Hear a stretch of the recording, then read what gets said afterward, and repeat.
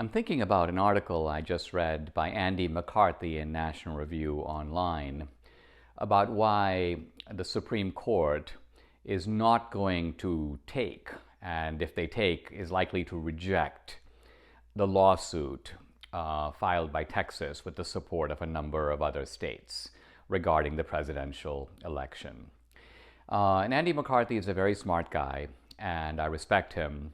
And I want to convey the cogency of his argument, but also convey my answer to it. He makes 2 points.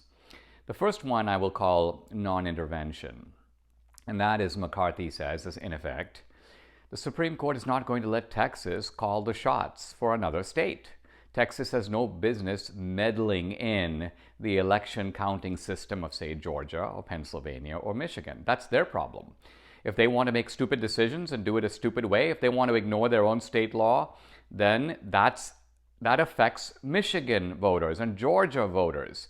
But Texas is not really a party to this, and they have no right to object, at least not in that forum, not in the Supreme Court. I think the problem with this is that Biden is not just going to be the president of Michigan and Georgia and Wisconsin. He's going to be the president of the whole country, including Texas, including all these other states. We're talking about a presidential election.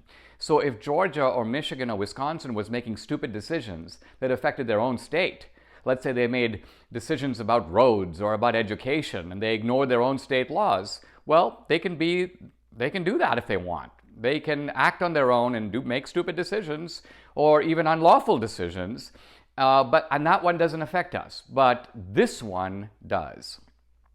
The second point that Andy McCarthy makes is, I would call it precedent. And what he's saying, in effect, is that the Supreme Court doesn't want to be the sort of nanny or supervisor of messy election processes. They don't want to open that Pandora's box. They don't want to get into the regular business of doing that. So they don't want to set a precedent here in which they're like, okay, let's see what's going on over here. And did some people, were there some malefactors over there? This is just not something the Supreme Court is equipped or wants to do. So I think this argument about precedent does carry some weight, but there's a bigger precedent involved. Does the Supreme Court want to set the precedent of allowing a presidential election to be rigged?